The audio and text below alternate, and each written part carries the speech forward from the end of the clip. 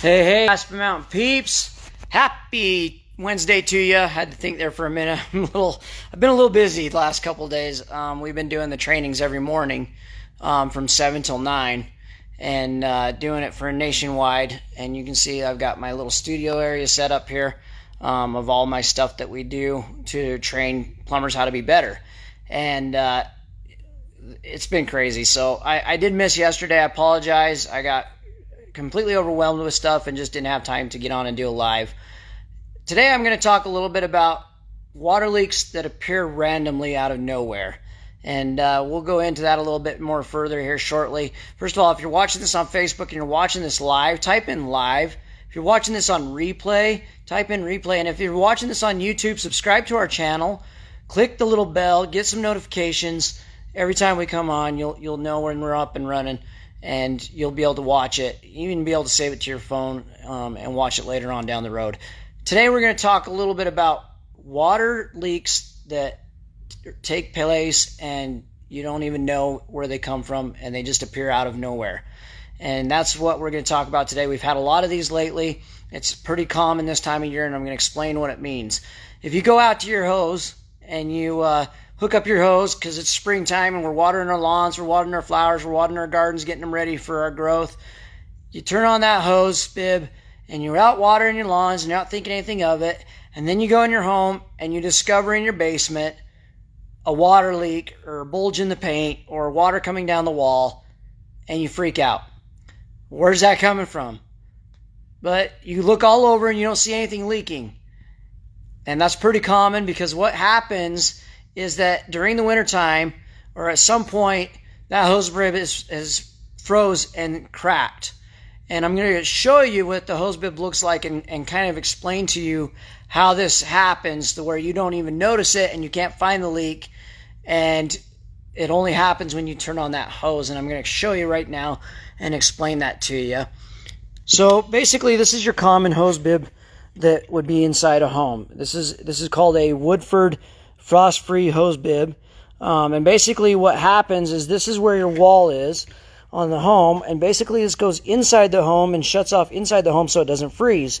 And normally these are on a little bit of a pitch, and what happens when you shut that off, the water shuts off actually back here, and that what allows it to run down that tube and drain out.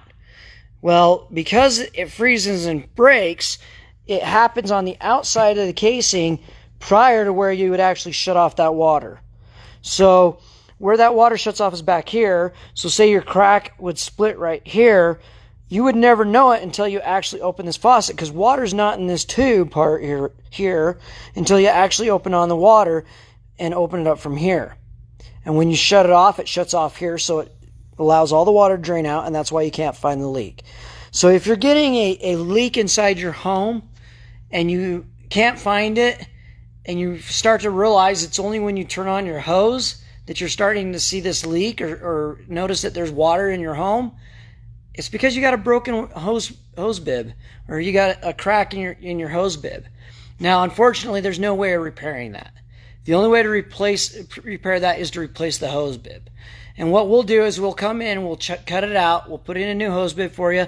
But what we ensure, number one, is that when you install it, let's flip it back here. When you install it, that you install it on a tilt, a little bit of a pitch. It may just have been flat, or you may have left your hose hooked up during the first freeze. That happens as well. If you'll notice right on top there, it says, actually it doesn't say it on that one. Maybe it says it on here. Let's see if it says it on there. Nope, doesn't say it on there. Oh, there it is. It's on the back. Remove your hose from the faucet after use. That's what it says. And the reason is if that hose is on there, this would normally drain out through that tap, but if that hose is on there, it keeps that water up inside. Now, you have that anti-siphon on there to help with that, but that doesn't always solve the solution.